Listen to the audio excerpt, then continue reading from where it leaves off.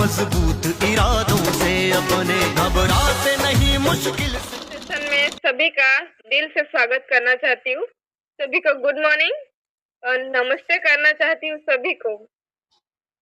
और ये zoom session जिसने स्टार्ट किया, जिन्होंने बहुत अच्छा जूम सेशन बनाया, उनको मैं दिल से धन्यवाद देना चाहती हूँ। जैसे मंजीत सर ने हमारे लिए इतना अच्छा प्लेटफॉर्म बनाया कि हम जिससे एजुकेशन मिले और आगे बढ़ने के लिए हमें एक रास्ता मिले। तो मंजीत सर का बहुत बहुत थैंक्स अदा करती हूँ।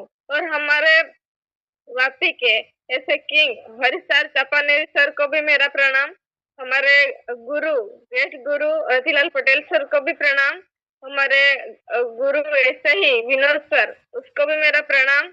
और हमारे आदरणीय प्रदीप सर और प्रीति मैम को भी मेरा कोटि कोटि नमन है, क्योंकि उन लोगों ने मुझे इतना सपोर्ट दिया कि आज मुझे यहाँ बोलने का मौका मिला है। तो मैं मेरी पहचान देती हूँ। मैं सुमित्रा नानापुंडा से बिलोंग करती हूँ, वापी से गुजरात। और मेरा कुछ भी नहीं था। मैं घर पे एक हाउस वाइफ की जिंदगी जी रही थी। मेरा कुछ जीवन नहीं था। मैं सिर्फ 12th तक पढ़ी लिखी हूँ।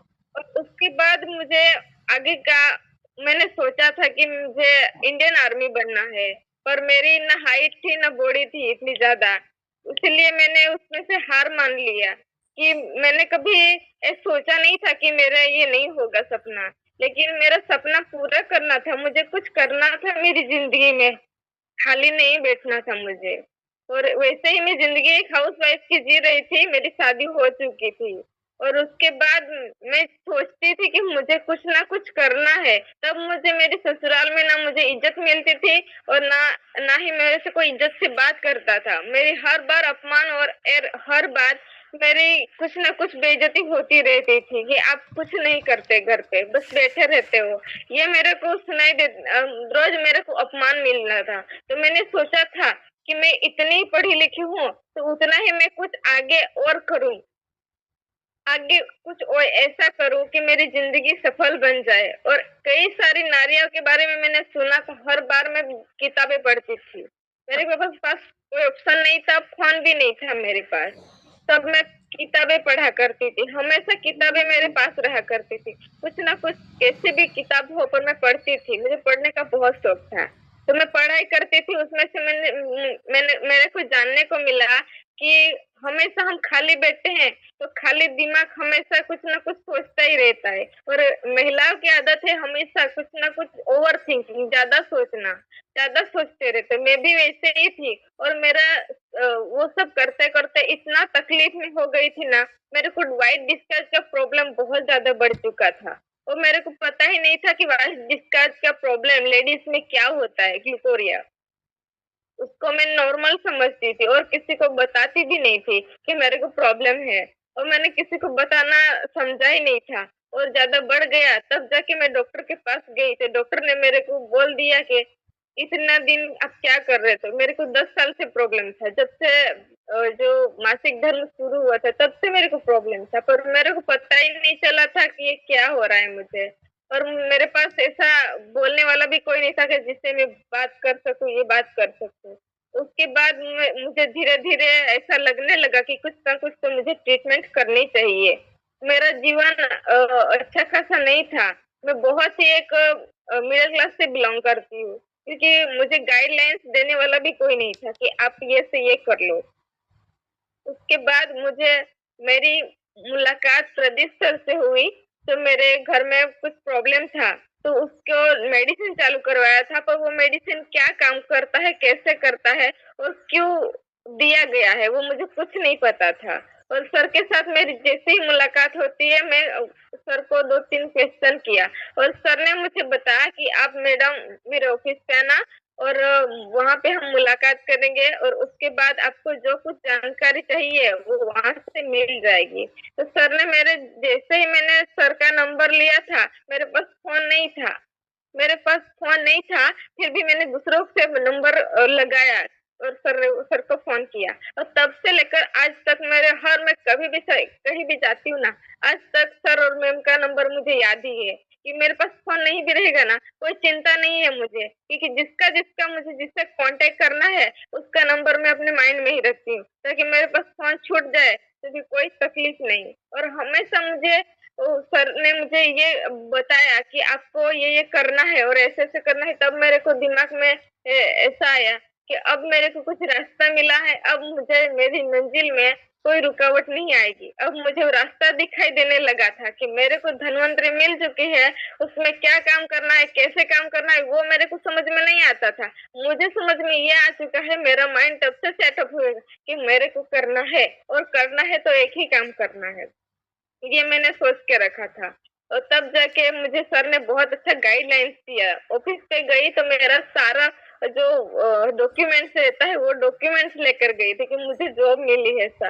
और सिर्फ मैं ये चाहती की थी कि मैं घर पे ही रहती हूँ, बहुत सारा ताना मिलते थे मुझे। उससे बेटर है मैं कुछ करूँ, बाहर निकलूँ, अपने माइंड को फ्रेश रखूँ, अपनी खुली जिंदगी जीऊँ।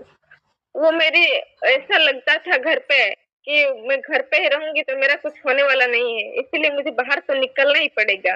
और सर से मुलाकात की, ऑफिस पे गई और डॉक्यूमेंट लेकर गई और सर ने बताया कि डॉक्यूमेंट की कोई जरूरत नहीं है। और मेरे को जो जो पूछा गया कि आपका इंटरेस्ट है इसमें इतना सारा और जैसे जॉब करने में वैसे आपकी सोच है। और मैं सोच के गई थी, तब इतना ज्यादा पता नहीं था कि मैं ज्यादा कमा सकती हूँ। सिर्फ 2000 के लिए मैं चाहती थी सर, मैं महीने में 2000 रुपए कमाना चाहती हूँ। तो सर ने मुझे हंसा कि सिर्फ आप 2000 कमाना चाहती है, आपकी इतनी ही सोच है।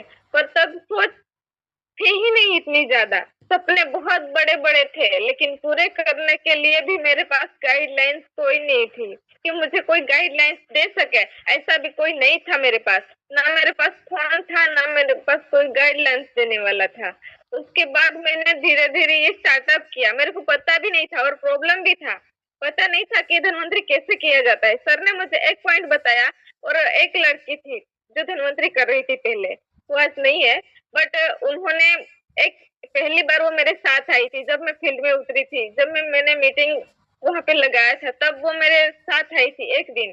तब मेरे को माइंड सेट हो गया कि मीटिंग कैसे करना है और लोगों को कैसे दिखाना है, कैसे दिखाना है उतना ही मेरे को पता चला ना। मैं इतना अनजान लोगों को ही बताती रही, हमेशा जहां भी जाती थी, जिस ऑटो में भी जाती थी, जिस क्षेत्र में भी, जिस गांव में भी जाती थी या शहर में जाती थी, मुझे वो जानता है या नहीं जानता था, नहीं जानता है इंसान, पर वो नहीं जानता है ना, उससे भी ऐसे रिलेशन बनाती थी कि मैं उससे हर दिन मतलब मेरी पहचान उससे पहले ही से ही है, ऐसे मैं धनवंतरी उसे दिखाती थी।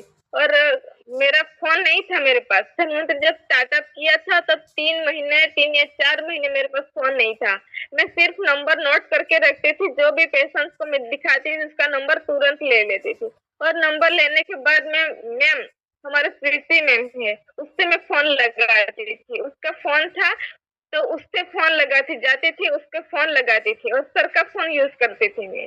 ऐसा करके मैंने स्टार्टअप किया था, मेरे पास कुछ भी नहीं था, छोटा वाला भी फोन नहीं था। और मैंने धीरे धीरे ये काम करके जिससे पैसा कमाया, उसके बाद मेरे हेल्थ ठीक किया क्योंकि मेरी हेल्थ बहुत खराब थी। मेरे को हेल्थ ठीक करना था लेकिन पैसा नहीं थे मेरे पास, तो पैसे जोड़ा, पहले मेहनत किया, दूसरों को दिखाया कॉन्फिडेंस से, क्योंकि मैंने यूज नहीं दिया था। फिर भी ऐसे कई लोग थे जो लोग मुझ पे भरोसा करते थे, उसको मैंने दिखाया, उसका प्रॉब्लम सॉल्व किया।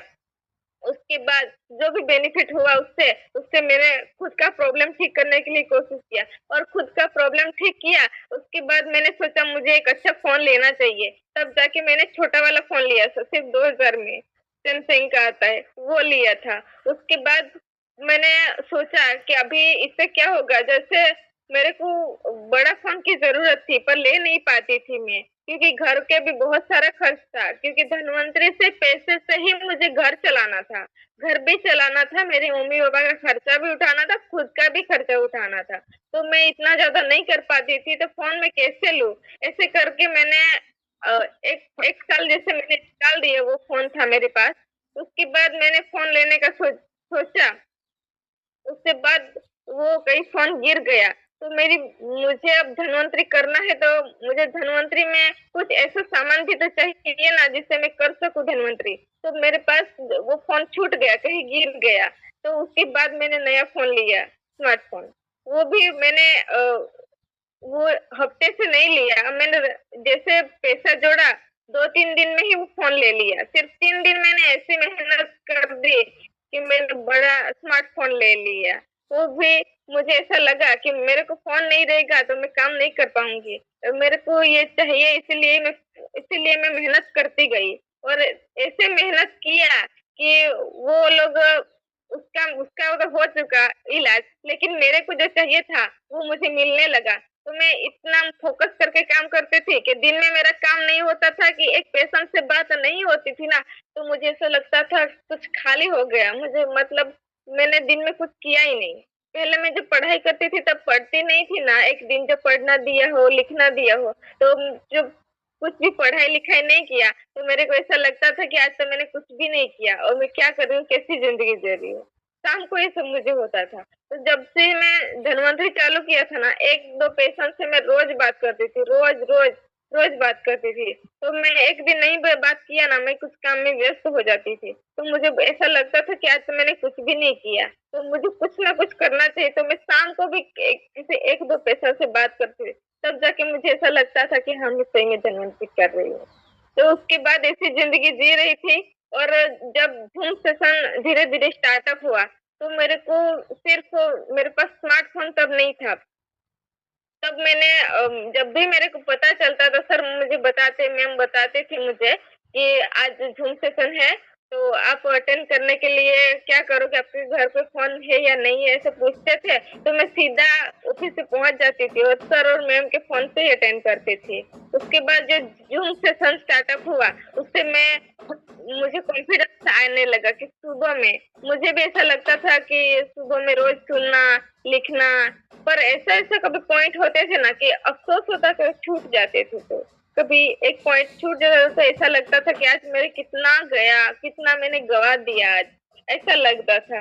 मुझे ऐसा लग रहा था धनवंतरी में कि मैं सब कुछ छोड़ सकती हूँ लेकिन धनवंतरी नहीं छोड़ सकती, ऐसा मेरे को लग रहा था। तो मेरी जब शादी हुई थी तो उन लोगों के साथ मैंने बहुत अच्छा घर चल रहा था। उसके बाद उन लोगों ने मुझे कहा कि अब धनवंतरी छोड़ दो, धनवंतरी छोड़ दो, ये मुझे बोला। लेकिन मैंने ये ये किया कि जिससे जिससे मैंने वादा किया है कि आप धनवंतरी से ठीक हो सकते हैं, आपकी हेल्थ बना सकते हैं, आपकी वेल्थ बना सकते हैं, आपकी जिंदगी बन सकती है, जिसको मैंने वादा दिया था, मतलब जिसको मैंने जोड़ा था धनवंतरी प्लेटफॉर्म में, तो उसको मैं क्या जवाब दूंगी? अगर मैं हिम्मत हार गई तो दूसरों को कैसे हिम्मत दूंगी? मतलब जो लोग मेरे भरोसे आए थे उसको मैं भरोसा तोड़ना नहीं चाहती थी। भले मुझे कितनी भी मुश्किलें आएगी मैं पार कर लूंगी, वो मुश्किलों का सामना कर लूंगी, लेकिन उन लोगों का दिल या उन लोगों का भरोसा नहीं तोड़ सकती, क्योंकि मेरे भरोसे वो लोग आए थे, किसी और पे भरोसा नहीं रखते। पहले कंपनी को नहीं देखते, पहले प्रोडक्ट को नहीं देखते, पहले हम पे विश्वास करते हैं लोग। तो मेरा मानना था कि मुझे उन लोगों का कभी भरोसा नहीं तोड़ना चाहिए था, इसलिए मैंने उन लोगों को भरोसा दिलाया और मैंने कहा कि मैं कभी भी जो मैंने स्टार्टअप किया है वो मैं कभी पीछे हट नहीं करूंगी, क्योंकि मैंने सोच समझ के कर लिया है और जो मैं करती हूँ वो दिल से करती हूँ। और जो जो मेरा मानना था कि धनवंतरी में बहुत कुछ हो पाया, मेरी जिंदगी क्या से क्या हो गई, मेरी जीरो जिंदगी थी, कुछ भी नहीं जिंदगी थी। जिंदगी में मेरे को ना बोलना आता था, ना किसी से व्यवहार आता था। मुझे सर ने जीना भी सिखाया और दूसरों से बात करना भी सिखाया, हर ऊपर उठना सिखाया, मुझे हर बार पे मुझे कॉन्फिडेंस दिलाया, मुझे इतना इतना बोलना सिखाया, उतना जितना मैंने सोचा भी नहीं था कि मेरा ये हो पाएगा।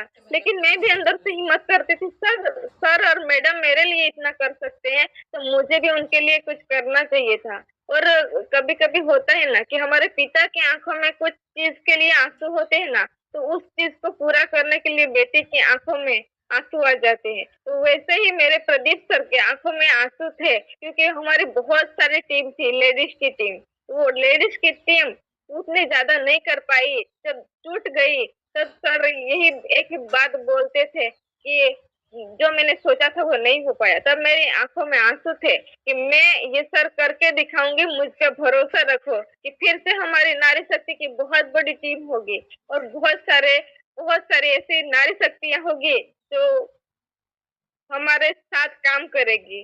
तो मैंने सर को ये दिलासा दिलाया था कि हम करके दिखाएंगे, और मैं हमेशा मतलब थोड़ी थोड़ी सी करती रही, रोज धीरे धीरे से करते रही, लेकिन रोज किया मैंने, और हमेशा इतनी संघर्ष आई, इतनी मुश्किलें आई कि मैं ये चुनूं या ये चुनूं। कभी कभी हार जाती थी मैं कि अब मेरे को नहीं हो रहा है, मैं यहीं पे स्टॉप करती हूँ। तब जाके मेरे को ये सोच में आता था कि मेरे को एक और कदम जाना है। और मैं जब पढ़ाई करती थी तब का एक शब्द मुझे याद था कि आप यहाँ तक आए हो, यहाँ तक पीछे जाने के लिए भी उतना ही टाइम लगेगा जितना आप आगे ही जाओ तो बेहतर है। तो मैंने ये सोचा कि जब हम स्कूल जाते थे तो आधे रास्ते में जाते थे और ऐसा याद आ जाता था कि आज तो टीचर ने ये दिया है, वो दिया है, नहीं कर पाएंगे तो कैसे जाएंगे अंदर। तो आधे रास्ते में कोई कोई बच्चे जाते थे, वापस घर आ जाते थे कि ये वो प्रॉब्लम हो गया, नहीं जाएंगे। तो मेरे को यही याद रहता था कि अगर आधे रास्ते गए और वापस आने के लिए भी तो उतना ही टाइम लगेगा जितना टाइम तो हम जा सकते हैं, वहां पे मंजिल पे पा सकते हैं हम। तो मैंने हमेशा मेरे लक्ष्य रखा था कि मुझे मेरे लक्ष्य को पाना है, मेरी जिंदगी बदलनी है, मेरी जिंदगी बदलने के लिए और कोई नहीं आएगा, खुद को ही बदलना है मुझे। तो ऐसे करके मैंने सोचा और पीछे हट नहीं किया कभी भी। आता था सोच में कि मैं पीछे हट कर लूं, मुझे सपोर्ट देने वाला कोई नहीं है, मैं कैसे आगे बढ़ूं, मैं क्या कैसे कर पाऊंगी, मेरे पास तो पैसे भी नहीं, ऐसा सोच में आता था पहले। लेकिन जैसे सोच में आता था, मैं एक बार मैं खुद को अकेला रहकर रो देती थी, लेकिन फिर भी मैं खुद को हिम्मत जुटाती थी कि मुझे करना है और मैंने ये सोचा है। और इस प्लेटफॉर्म को मैंने देखा है, दूसरों ने नहीं देखा है। दूसरों ने जब भी मजाक उड़ाया, सुमित्रा आप नहीं कर पाओगी, आप आप दूसरा काम कर लो, कंपनी में कर लो, जॉब कर लो, ये आप कर लो कुछ, लेकिन ये मत करो, ये आपसे नहीं होता, ये नेटवर्क मार्केटिंग है, ऐसा ही होता है, यहाँ पे बहुत ठोकरें लगती है। लेकिन सफल क्यों नहीं इंसान होता? सफल होता है तो अपने ही वजह से, दूसरों की वजह से नहीं। आज बहुत सारे ऐसे नेटवर्क मार्केटिंग को खराब करते हैं ना, वो अपने ही लिए फेल हो जाते हैं, दूसरों का कोई दोष नहीं होता। लेकिन हम अच्छे से करेंगे, इतना अच्छा एक प्लेटफॉर्म मिला है, अगर मैं नहीं कर पाऊंगी तो मेरे घर के ही ताना मारते थे कि आप दूसरों को दवाई देते हो और खुद आप खुद यूज नहीं करते, या आपकी खुद की हेल्थ कैसे आप ठीक करोगे, ये सब ताना मारते थे मुझे कि आज क्या हो गया, आप अभी जा नहीं रहे हो। तो मेरे को ये लगता था कि मैंने छोड़ा नहीं है, मैं हमेशा कोशिश करती हूँ, पर हार जाती थी, मन से हार जाती थी। कहते हैं ना, मन से हार हार है और मन से जीते जीत है। तो मैंने सोचा मुझे हारना नहीं है, अगर मैं हार गई तो मेरे जैसे कई ऐसी नारियां हैं जिनको आगे नहीं आएगी और वो भी हार मान लेगी। मुझे दूसरी नारियों की हिम्मत बनना है और मैं हिम्मत करूंगी, मैं आगे बढ़ूंगी, मेरी कुछ सक्सेस होगी, तभी दूसरों को मैं हिम्मत दूंगी और दूसरों को आगे बढ़ने के लिए मैं आगे लाऊंगी। तो मेरी सोच ये थी कि नारी शक्ति को मुझे आगे लाना है। जो जो आज तकलीफ में, कई सारी नारियां हैं, बहुत सारी ऐसी नारी है जिनको बहुत सारी तकलीफ है, पैसों की लगती भी तकलीफ है और हेल्थ के लगती बहुत सारी है। क्योंकि आजकल जो काम करते हैं, रसोई में काम करना हो या कुछ भी ऐसा काम बाहर खेती में करना हो, पर उन लोगों को जब काम करना पड़ता है तो हेल्थ का ध्यान ही नहीं रखते वो लोग, ना पानी पीने का ध्यान रखते हैं, ना खाना खाने का ध्यान रखते हैं। ऐसे ही मेरी जिंदगी जी रही थी। पर मैंने ये सोचा कि मैंने अगर जिंदगी बनाई है तो दूसरों की भी जिंदगी बनानी है। और जब से मैं ज्वाइन हुई थी, मेरे को हर बार मैम समझाती थी, अब ऐसा वैसा करो, अभी इतना हुआ है, ऐसा करो। तो मैं जो जो मुझे मैम दिखाती थी प्रीति मैम, तो वो मैं करती रही। जब से ज्वाइन हुई थी तब से मैंने कुछ ना कुछ अवार्ड, छोटा मोटा सा कुछ ना कुछ, मैं हमेशा स्कीम से मंथ की स्कीम है। सुमित्रा बहन तेरी पारिवारिक जिंदगी के बारे में बोल। सर, पारिवारिक की जिंदगी वो सब इतना ज्यादा ये नहीं रखती, और मैं धनवंतरी में कैसा किया, हल्का सा मैसेज दो ताकि लोगों का ब्लॉकेज ओपन हो सके। Yes sir, thank you. वो मेरी जिंदगी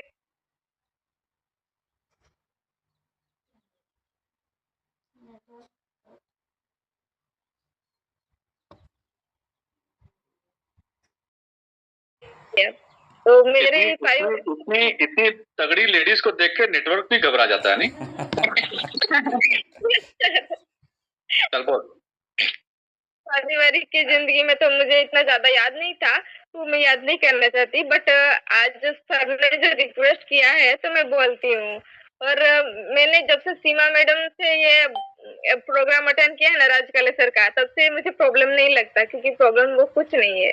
तो मैं बोल देती हूँ, मैं रोक नहीं चल करूंगी सर, क्योंकि मुझे दूसरों को हिम्मत देना है, और रोऊंगी तो नहीं होगा ये सब। मेरी पारिवारिक जिंदगी ये थी, ज्यादा सर मुझे याद नहीं है सर, पर मैं जितना याद है उतना बताने की कोशिश करूंगी। कि मेरे को बहुत सारा इंसल्ट हो रहा था मेरे ससुराल में, मुझे अच्छी खासी, मैंने बहुत सारा कोशिश किया था संभालने के लिए इतना कोशिश किया कि मैंने अपने खुद की परवाह नहीं की, इतना मैंने उनको संभालने की कोशिश किया था। उसके परिवार में बहुत सारा प्रॉब्लम था। मेरी 2 ननद थी, उसको भी प्रॉब्लम था, मेरी सास को भी प्रॉब्लम था, और मेरे खुद के हस्बैंड को भी बहुत सारा प्रॉब्लम था। वो अच्छे से काम नहीं कर पाते थे। उसको मैंने ये सपना दिखाया था, बस आप मुझे सपोर्ट दो, आप मुझे सपोर्ट दो कि मैं आगे चलूं। तो मुझे कुछ भी तकलीफ आई, दिक्कत आई, बस मुझे हाथ पकड़ के बस ये बोलना कि मैं आपके साथ हूँ, आप बस आगे करती रहो। इतना मैंने उसको सपोर्ट मांगा था। तो उसको जब भी पैसों की जरूरत पड़ती थी, मैं मेहनत करती थी कि मेरे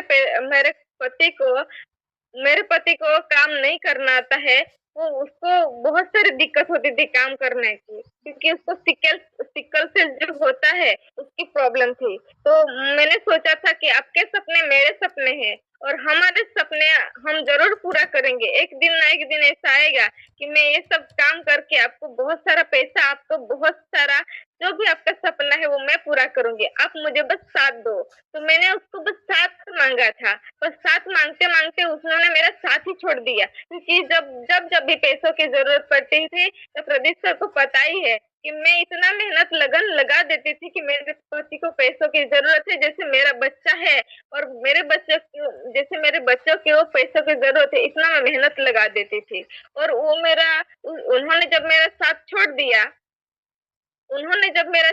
दिया, तब मैंने क्या किया कि अब मुझे कमाना ही नहीं है। वो मुझे कमाना इसलिए था कि उनको, वो मेरी एक जरूरत थी कि उनको मैं उनका सपना पूरा करूं।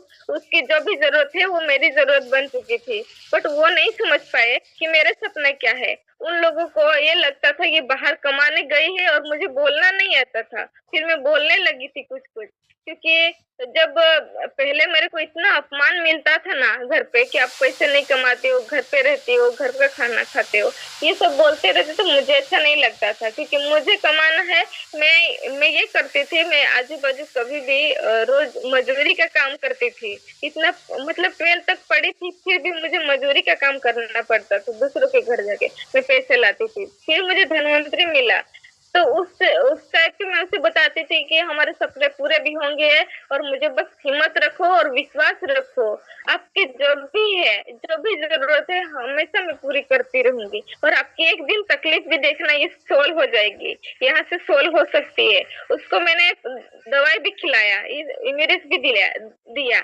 और वो खाते नहीं थे। वो सोचते थे कि मैं दवाई कभी नहीं खाऊंगा। फिर भी मैं इस तरह से उनको समझाती थी, उनको इतना जोड़ने की, संभालने की कोशिश किया मैंने कि ये कभी रिश्ता ना टूटे, कभी भी ना टूटे। पर मेरे मन में भी डर था कि वो लोग मेरे बारे में इतना गलत सोचते थे, और मेरी सोच थी कि मेरे पति को मुझे उसके सपने पूरे करवाना है, मेरी जरूरत है, मेरे सपने पूरे करना है, और मुझे बस सपोर्ट की जरूरत है। वो पहले तो मुझे बहुत सपोर्ट करते थे, पर जैसे ही मैं मेरे LDP सेमिनार में जाती थी, तो उनके मन में गलत सोच पैदा हो जाती थी कि मैं बाहर जाके क्या कर रही हूँ। उसको मैंने बोला कि आप मेरे साथ चलो, मैं जो कुछ काम कर रही हूँ आपका साथ सपोर्ट मुझे चाहिए। अगर नहीं दे रहे हो ना सपोर्ट साथ, तब शांत बैठो, मुझे डिस्टर्ब मत करो, क्योंकि मुझे पैसे कमाना है, और हमारे घर की बहुत सारी ऐसी जरूरत थी, तो उसको मुझे पूरा करना है, तो मुझे सपोर्ट दीजिएगा, ऐसा मैंने बोलती रही। तो वो लोग मुझे एक साल जैसा हुआ, लेकिन मैं जब बाहर जाती थी सेमिनार मीटिंग में, तो वो लोग खराब सोचते थे मेरे बारे में कि आप बाहर जाते हो, ये अच्छा नहीं लगता, घर का काम कौन करेगा। लेकिन घर का काम तो है, हमेशा नारियों को संभालना है, लेकिन पहले बाहर की दुनिया देखनी है, मुझे कुछ करना है, आगे बढ़ना है। तो अगर आगे बढ़ने के लिए कुछ ना कुछ ये ट्रेनिंग सेमिनार मीटिंग अटेंड नहीं करूंगी तो मैं आगे कैसे बढ़ पाऊंगी, मुझे नॉलेज कहाँ से रहेगा। ये मैं बताती थी उनको, हमेशा सपना दिखाती थी मैं कि मेरे को ये करना है, मेरा ये सपना है। पर वो लोगों ने मेरा साथ छोड़ दिया, मैंने साथ मांगा था लेकिन मेरा साथ छोड़ दिया उन लोगों ने। पर तभी मैं अपने घर आ गई, मेरे घर पे पैर पे आ गई। तो उसके बाद उन लोगों ने मुझे डिवोर्स दे दिया। और डिवोर्स दिया और मेरी ज्यादा उम्र भी नहीं थी, मेरी 20 साल थी मेरी। उसके बाद मेरा डिवोर्स हो चुका। और डिवोर्स होने के बाद वो उससे पहले शराब भी बहुत करते थे और मुझे बहुत मारते थे। फिर भी मैंने ये सोचा था कि शराब से मैं उसे छुड़ा दूंगी और ये जो तकलीफ है उसको, सिकल सेल की वो भी बीमारी भी ठीक हो जाएगी। मेरे पास सब कुछ इलाज है, आप डरो मत, बस मेरे साथ रहो। ये तक मैंने उसको हिम्मत दिया था। उसके बाद उसको मैंने हिम्मत दिया और डिवोर्स हो गया। और मैंने उनको इतना भी समझाया कि डिवोर्स मत दो, हमारी जिंदगी बहुत हमें समझ के जीना होगा, हमें समझ के साथ रहना होगा, हमारा साथ दो। ये बहुत रिक्वेस्ट की, यहाँ तक कि मैंने खुद मतलब सुसाइड करने का भी मैंने कोशिश किया था कि अब मेरे को जिंदगी खत्म हो चुकी है। ये मानने लगी थी, ये तक मैं मानने लगी थी कि खुद को जैसे डिवोर्स हो गया ना तो मैं खाना पीना तक छोड़ दिया था, खाना पीना छोड़ चुकी थी मैं। अपने बिस्तर के मतलब जो बीमार होते हैं ना वैसे हो गई थी, क्योंकि मैंने खाना पीना छोड़ दिया था। मैं बहुत डिप्रेशन में चली गई थी कि मेरा डिप्रेशन इतना था कि मेरा कोई अब है ही नहीं, मेरी कोई जिंदगी ही नहीं है, ऐसा मैंने मान लिया था। यहाँ तक कि मैंने सजना संवरना भी छोड़ दिया था। मैंने सब कुछ होता है महिलाओं को, बाहर जाना, ये वो कुछ सामान लेना, वो तक मैंने छोड़ दिया था। बाहर जाना तक मैंने छोड़ दिया था कि मैं गले में कुछ चेन या हाथ में कुछ वगैरह वो तक नहीं पहनती थी, क्योंकि मैंने खुद को ये मान लिया था मेरी कोई जिंदगी नहीं बची तो मैं पैसा किसके लिए कमाऊं, ये मैं सोच मेरी हो गई थी। तब मुझे सर ये हिम्मत देते थे, आपके सर जो भी हुआ आपसे भूल जाओ। और ये सब डिप्रेशन में जब चली गई थी तब मेरे जो पैर है कमर से, उनमें चलने भी हिम्मत नहीं थी। उसमें जो वेरिकॉन्स की प्रॉब्लम होती है वो इतने प्रॉब्लम हो चुकी थी कि मैं जब कदम बढ़ाती थी चलने के लिए तो मेरे पैर तक मुझे साथ नहीं देते थे। तो एक दिन में मुझे जाना था मीटिंग में, हमारी मीटिंग रहती थी, तो कभी मीटिंग में जाना रहता था तो एक दिन अच्छे से तैयार तो हो गई लेकिन अब मैं चल नहीं सकती हूँ, तो क्या करूंगी। आधे रास्ते में गई और मेरा बिल्कुल पैर साथ नहीं दे रहा है। मैं बैठ जाऊं तो लोग मुझे हंसेंगे और मैं चलती जाऊं तो मैं चलूं कैसे, मेरा पैर बिल्कुल साथ नहीं दे रहा है। ऐसा लग रहा है कि अब मुझे वो पैर है ही नहीं, ऐसा लगने लगा। वहां पे इतना पेन होने लगा, इतना पेन होने लगा। और मेरे घर से बस स्टॉप पे ऑटो पकड़ने के लिए यहाँ से 4 किलोमीटर जाना पड़ता है।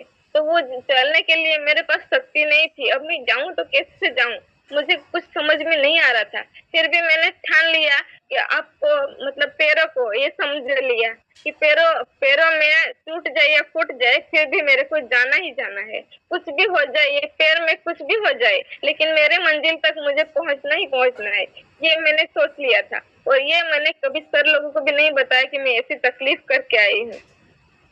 और मेरे को पैर में इतनी तकलीफ थी चलने फिरने में, मेरे को बाथरूम या ऐसे नहाना हो वो भी तक नहीं होने लगा था। थोड़े दिन में 10-15 दिन बेड में ही हो गई थी, क्योंकि मेरे कमर से मेरे पैर इतने नसों की प्रॉब्लम थी कि डिप्रेशन की वजह से एक डॉक्टर को दिखाया तो उन्होंने बोला कि आप ज्यादा डिप्रेशन मत लो वरना आप मतलब पैरालिसिस हो जाएगा, और आपको वो धीरे धीरे होने लगा है तो ज्यादा स्ट्रेस मत लो। फिर भी मेरे दिमाग से नहीं निकल रहा था मैं क्या करूं ऐसा तो कि मैं ये सब भूल जाऊं। तो उसके बाद मुझे सर समझाते थे कि सुमित्रा आप आपको जो प्लेटफॉर्म मिला है वो बहुत अच्छा है। मैंने ऐसा नहीं कि काम बंद कर लिया, करती थी मैं काम, लेकिन बहुत स्लो हो चुका था। सर का भी हिम्मत टूट चुका था कि अब ये नहीं कर पाएगी। सब सर मुझे बोलते थे कि आपको एक नारी शक्ति की शान बनना है। आप अगर हिम्मत हार जाओगी तो कैसे हिम्मत दूसरों को दे पाओगी। लेकिन सर मैं ही हार चुकी हूँ, तो मैं क्या करूँ, मुझसे धनवंतरी नहीं हो रहा है, मुझे धनवंतरी नहीं करना है, ये तक मेरे दिमाग मतलब मुंह से निकलता था, लेकिन दिमाग से बस यही था कि मुझे धनवंतरी करना है। और मेरे पास इलाज के लिए पैसे तक नहीं थे, और मुझे सपोर्ट देने वाले मेरे खुद के माँ बाप तक नहीं थे कि मुझे सपोर्ट दे सके। उन लोगों ने भी मुझे ये कहा कि आप खुद दूसरों को दवाई देते हो तो आप क्यों तकलीफ में है। मैं 15 दिन बेड में रही, उसके बाद बेड में सोती रही, पूरा दिन यही रहता था, क्योंकि मैं चल फिर नहीं सकती थी। फिर भी मैंने किसी को भी नहीं बताया कि मैं चल फिर नहीं सकती हूँ। 15 दिन के बाद मैंने धीरे धीरे स्टार्टअप किया। सुमित्रा जी, अभी अभी क्या आप सोच रहे हैं धनवंतरी के बारे में, वो बताइए, फिर हम रजक जी को चांस देंगे। अभी अभी अभी का क्या आपका टारगेट है, क्या है? यस सर, अभी मेरा ये टारगेट है सर, जो बीत गया तो हो गया, लेकिन जब से राज काले सर की मीटिंग सुनी है ना, मेरी जिंदगी से एकदम से चेंज हो गई, अलग सी दुनिया बदल गई। राज काले सर की टोटल कितनी मीटिंग अटेंड की आपने? सर 2 मीटिंग अटेंड की है मैंने, और 2 मीटिंग अटेंड करने के बाद मुझे ऐसा लगा, पहले जब लोना वाले गए थे ना सर, तब मेरे को ऐसा लगा था, सर मुझे तारीफ करके सर और मैम तारीफ करते थे कि राज काले सर इतने अच्छे ट्रेनिंग देते हैं, ये है वो है। तो मुझे रियल में यही चाहिए था कि जैसे राज काले सर का कुछ रूल्स है, वो मुझे बहुत बहुत पसंद आए। कि उसके रूल्स है कि फोन वो साइलेंट ही होना चाहिए, फोन नहीं बजना चाहिए, ये वो रूल्स मुझे बहुत पसंद लगे। तो मेरे पास पैसे नहीं थे एलडीपी में जाने के लिए, फिर भी मैंने कहीं से न कहीं से पैसे जोड़ लिए, और धनवंतरी के जो पैसे थे उसमें से मैंने अकाउंट से ले लिया, और मैंने सेमिनार में जाने के लिए, एलडीपी में जाने के लिए पैसे भर दिए। और वो मीटिंग अटेंड करने के बाद सीमा मैडम को मैंने वहां पे एंकरिंग करते हुए देखा, तो मेरे दिल में ये आया कि मैं क्यों नहीं कर सकती, मैं भी कर सकती हूँ। तब से जाने के मैंने आने के बाद कोशिश किया, ट्राई किया, जो जो वहां पे बताया गया है ना, हमेशा एवरी डे जो रोज काम करना है, योगा करना है, योगा करना वहां से मैंने सीखा ना, तब से मेरे पैरों में थोड़ा सा प्रॉब्लम था, वो भी मुझे ठीक लगने लगा, और मेरी जिंदगी जैसे बदल गई राज काले सर को सुनने के बाद। बहुत अच्छा लगा, और जब वापी में हुआ तब मैं सही में बोल भी पाई, और आगे बढ़ने के लिए हिम्मत भी आई। और पहले बहुत डर लगता था कि मैं कैसे आगे बढ़ूं, कैसे जाऊं, दूसरों को कैसे दिखाऊं, कैसे स्टेज पे बोलूं, ऐसा होता था। पर जब वापी में आए तो मुझे बोलने का मौका दिया था, बहुत अच्छा लगा था मुझे कि मुझे भी आगे बढ़ने के लिए अब हिम्मत आ रही है। ये राज काले सर की मीटिंग सुन के बहुत अच्छा लगा मुझे। अब आगे का मेरा सपना है कि मैं कल ही पल बन चुकी हूँ, और पल बनने से ज्यादा खुशी है मुझे आज बोलने का मौका दिया इस प्लेटफॉर्म पे, बहुत खुशी मिली, क्योंकि मेरा सपना था कि मुझे ट्रेनर बनना है, मुझे मोटिवेशनल ट्रेनर बनना है, ये मेरा सपना था धनवंतरी में। तो ऐसा लग रहा है अभी मेरा सपना पूरा होने जा रहा है। बहुत पहले होता था कि मैं पल कब बनूंगी, लेकिन आज जब बनी हूँ ना, तब मुझे ऐसा लग रहा है कि अब मेरा सही में मेरे जो भी सपने हैं, और धनवंतरी से मैंने जो सपने थे मेरे, अब हर सपने पूरे करने लगी हूँ। पहले तो मेरी माँ की हेल्थ खराब थी ना, तो वो मुझे धनवंतरी से सपना था कि मैं मेरी माँ की हेल्थ अच्छी करूंगी, तो मेरी माँ भी आज मुझे धनवंतरी से मिली है, ये मैं सोचती हूँ। इसलिए मैं धनवंतरी को कभी ये नहीं करती कि मैं धनवंतरी नहीं करूंगी। हर दिन मेरा कोशिश रहता है, हर दिन मैं कभी घर से नहीं निकल पाई अब मेरे काम से, तब भी मैं कोशिश करती हूँ घर से कि मैं कुछ न कुछ बड़ा करूँ, कुछ ऐसा करूँ। हर बार मेरी सोच रहती थी, और मेरी टीम है 10-12 लोगों को, उसको भी मैं ट्रेन करती हूँ हमेशा।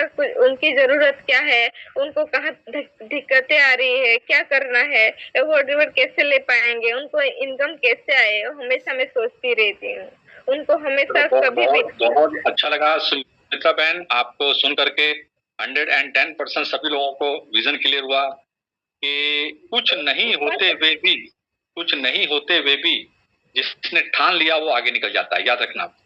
अब मैं आप सभी लोगों से ये पूछना चाहता हूं कि जैसी इसकी परिस्थिति थी, एक छोटा सा मोबाइल नहीं ले पा रही थी, घर का खर्चा नहीं उठा पा रही थी, उस वक्त भी इसने हिम्मत नहीं हारी और आगे निकली। तो दोस्तों, इनकी जो कहानी है ना, वो मुझे मदर इंडिया जैसी लग रही है। मदर इंडिया जो है ना, बहुत पुरानी पिक्चर है। मदर इंडिया को आप गूगल में सर्च करो और उसको देखो, उसके अंदर एक माँ जो है लाचार हो गई थी, अपने बच्चों को पालने के लिए खेतों में काम करती थी और एक तरफ बैल होता था और एक तरफ खुद कंधे पे हल लेके चलती थी, है ना। दो बैल चाहिए होते हैं ना हल चलाने के लिए, लेकिन उसके पास दो बैल भी नहीं थे। एक तरफ बैल, एक तरफ वो, और एक दिन वो बैल भी मर गया तो वो हल को कंधे पे लेकर के खेत जोतती थी, अपने बच्चों का पेट पालती थी। कई बार वो खेत में गिर जाती थी, बेहोश हो जाती थी, लेकिन उसने हिम्मत नहीं हारा और उसके बच्चों को उन्होंने पाला।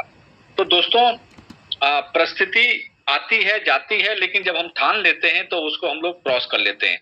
तो यहाँ बैठे मेरे सभी जितने भी लोग बैठे हैं, वो सभी लोग सुमित्रा से बेटर है, याद रखना। चाहे परिस्थिति कैसी भी हो, लेकिन सुमित्रा बहन से आप कई गुना बेटर हो। अगर वो कर सकती है तो हम क्यों नहीं कर सकते हैं। बाद में इनकी अपलाइन को बुलाएंगे। तो अंजना जी प्लीज आइए, हमारे सावित्री को कॉल कीजिए।